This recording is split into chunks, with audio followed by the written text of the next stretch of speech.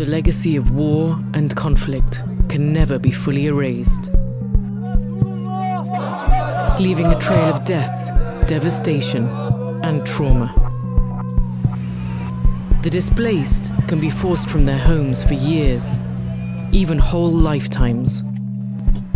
At the start of 2013, 28.8 million people around the world internally displaced through conflict and violence.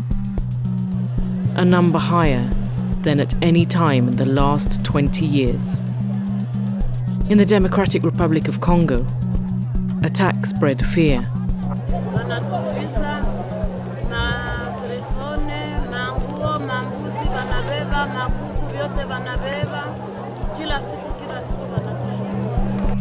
In Yemen, Colombia,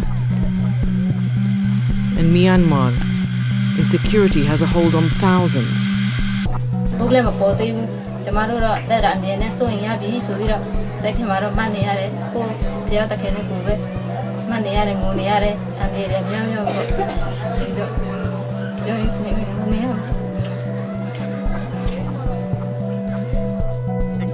There are internally displaced persons in 60 countries, their names often synonymous with the headlines of war.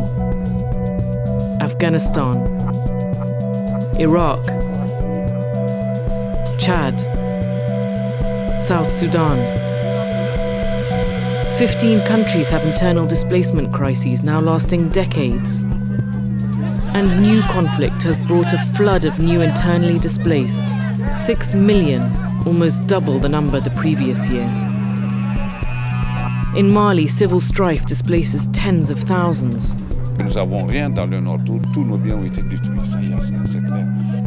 In the Central African Republic, a government collapses, creating deadly chaos.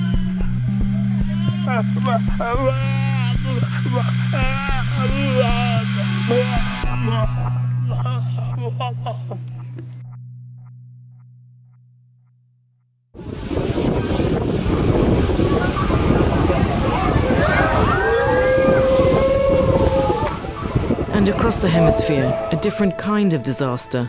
A typhoon's rage leaves behind a wave of destruction.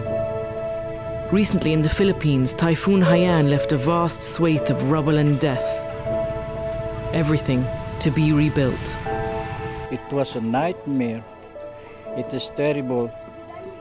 Everybody was out, and only 3 buildings was standing.